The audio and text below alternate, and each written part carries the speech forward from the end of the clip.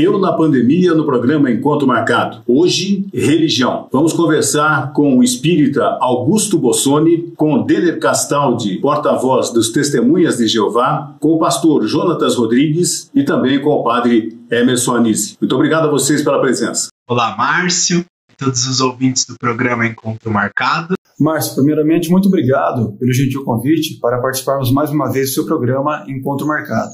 Olá, Márcio, é um prazer poder estar com você e é um prazer poder estar com todos aqueles que o seguem. Muito obrigado por mais uma vez podermos conversar, partilhar.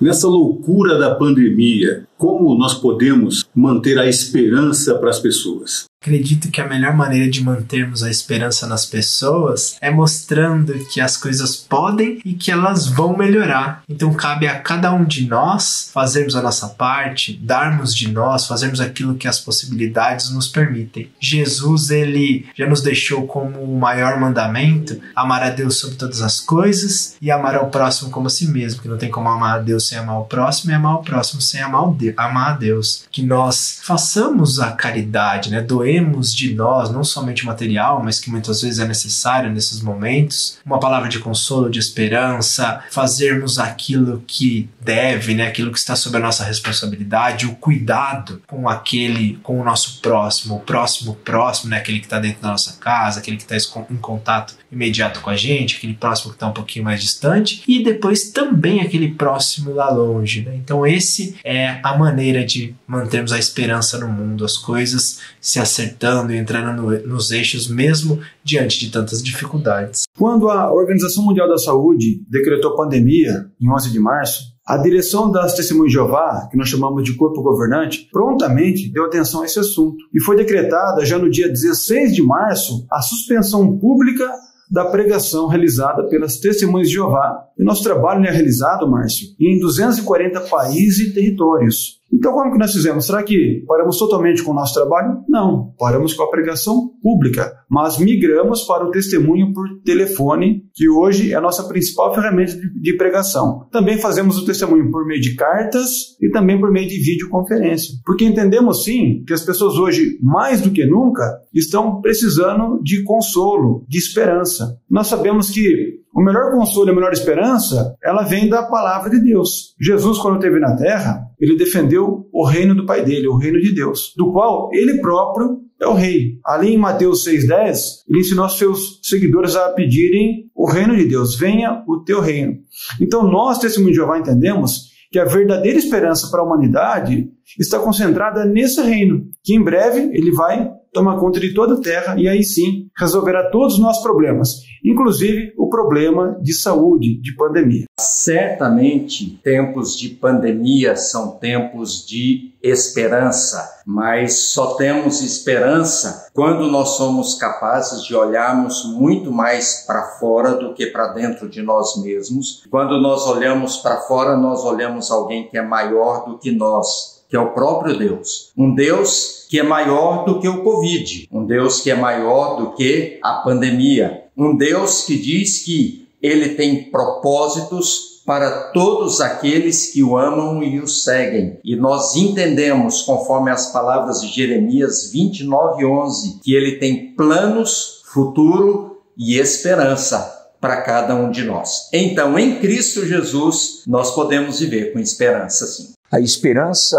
eu acredito que ela vai mantida desde o momento que eu acredito que as coisas vão passar. Desde o momento que eu acredito que é possível atravessar esse momento. A esperança mantida, ela vai sendo perseverante a cada dia. E essa fortaleza, essa realidade da fé me impulsiona a viver concretamente o que eu tenho para hoje, o que eu posso fazer para hoje. É uma esperança que me move, não é uma esperança que fica sentada esperando acontecer, não. A esperança me move, é uma esperança ativa e nessa atividade, colocando essa esperança em prática, fazendo cada dia aquilo que eu posso fazer da melhor maneira, eu creio que assim a esperança vai nos alimentando, que vai passar. Mas enquanto não passa, eu faço o meu melhor. Assim, eu mantenho a minha esperança. O isolamento social, a não presença física, abalou muito? Nós vivemos em sociedade, então esse contato, né, com amigos, familiares, no trabalho, no nosso caso na casa espírita com as pessoas, tem sido bastante difícil. O isolamento, o distanciamento social por conta disso.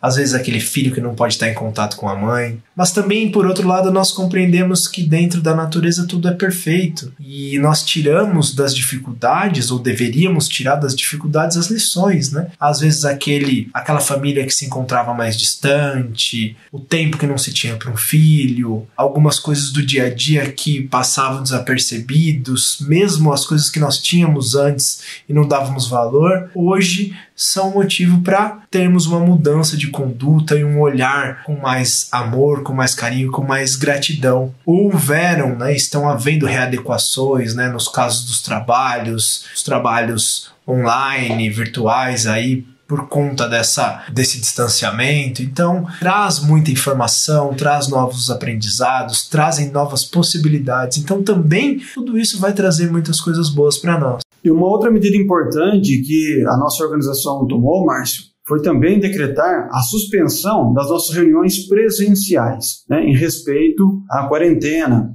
ao combate ao coronavírus. Como que nós fizemos então? Imediatamente, nós migramos para a reunião por videoconferência. Isso foi muito bom, porque recentemente foi lido um relatório pela nossa organização, no qual dizia que a assistência às nossas reuniões costumeiras, elas aumentaram em mais de 100 mil pessoas. Algo muito positivo. É verdade que o isolamento social tem causado em muitas pessoas tristeza, depressão, sabemos disso. O ser humano não foi feito para viver de maneira isolada, mas é uma medida no momento muito necessária. Nós vemos que por aí afora, muitos países e regiões estão flexibilizando muitas normas de contenção ao combate ao coronavírus. Mas nós, Testemunho de Jeová, ainda continuamos seguindo todas essas medidas, ou seja, a nossa pregação pública ainda continua suspensa e as nossas reuniões presenciais também continuam suspensas, apesar de muitos governos já estarem liberando as reuniões presenciais. E isso porque nós levamos muito a sério o texto de Mateus, capítulo 22, versículos 37 a 39. Ali falou dos 2 maiores mandamentos da Bíblia, que é amar a Deus e o segundo, amar ao próximo. Então, por amor ao próximo, nós vamos esperar estarmos num ambiente mais seguro para retomarmos as nossas atividades normais. Eu acho que essa resposta é relativa, Márcio, porque, por exemplo, para quem tinha um bom casamento, a pandemia, o isolamento social foi uma maravilha, porque os casais souberam aproveitar bem o tempo. Para quem tinha um casamento ruim, a pandemia foi horrível. E isso pode ser aplicado em várias áreas da vida, inclusive na questão da espiritualidade e da busca do próprio Deus. Olha, eu confesso que não estar com as pessoas mexeu comigo. Mexeu não só com a minha humanidade, mas também com a minha vocação. O distanciamento social nos dá também um encontro pessoal com aquilo que eu sou e nos distancia de outras realidades que muitas vezes nos levam a perder o foco. Então eu confesso que no início de tudo eu senti muito esse isolamento e agradeço muito a Deus de estarmos retomando algumas atividades com todos os cuidados para poder visualizar as pessoas, para poder estar junto com as pessoas na Assembleia. Mas esse distanciamento também me ajudou muito a confrontar-me comigo mesmo, a minha história, e perceber concretamente qual é a origem, a essência da minha vocação e da minha humanidade. Então isso provocou sim uma certa dor, uma certa dificuldade, mas também nessa dor me deu a graça de ter momentos exclusivos com a minha história, de perceber de fato as minhas escolhas e como eu estou vivendo a minha própria realidade. Eu gostaria que vocês deixassem uma palavra final, uma mensagem final para o pessoal que acompanhou esse nosso bate-papo no programa Encontro Marcado. Gostaria de deixar como mensagem aquela passagem de Jesus, onde um filho ele pede ao pai um pão e o pai não vai lhe dar uma pedra. Se ele pede peixe, ele não vai lhe dar uma serpente. Imaginemos nós, Deus, nosso Pai de amor e de bondade, quando nós lhe pedimos ajuda, né? Temos que ter a esperança, temos a fé, a fidelidade em Deus, de que entre aquilo que nós queremos e aquilo que é da vontade dele, que seja a vontade dele, que sabe o que é melhor para cada um de nós. Pensemos que tudo passa e esse momento de dificuldade vai passar e momentos melhores virão, porque no universo impera a lei do progresso. Cada um de nós estaremos cada dia um pouco melhores. Fiquem com Deus e confiemos em Jesus, em Maria e na espiritualidade amiga. Márcio, mais uma vez, muito obrigado pela oportunidade e um texto que nos consola muito, principalmente nessa época que estamos vivendo de pandemia, isolamento social, insegurança econômica, é o texto de Jeremias, capítulo 29, versículo 11, que em suma, ele fala que Deus tem para nós o quê? Não calamidade, mas paz. E Ele quer dar para nós um futuro e uma esperança. É nisso que nós acreditamos. E para mais informações, por favor, sinta-se à vontade para acessar o site oficial das Testemunhas de Jeová, que é o jw.org. Minha palavra final, em primeiro lugar, é agradecer pela oportunidade, mas também eu gostaria de dizer que viver sem Deus é pior do que viver o isolamento social. Viver sem Deus é pandemia total. E eu gostaria apenas de lembrar, se alguém quiser ler o texto de Apocalipse, capítulo 4, versículos 1 e 2, quando João está impactado, impressionado com tudo que ele está vivendo, preso na ilha de Patmos, ele diz que ele vê, ele ouve a voz de Deus, e quando ele sobe, ele tem visões de Deus. Ele vê que no céu tem um trono, o trono de quem governa o universo. E ele termina o versículo 2 dizendo, e tinha alguém assentado no trono. Ou seja, o trono não está vazio. Há alguém que reina, alguém que cuida, alguém que determina o futuro. Podemos viver com esperança,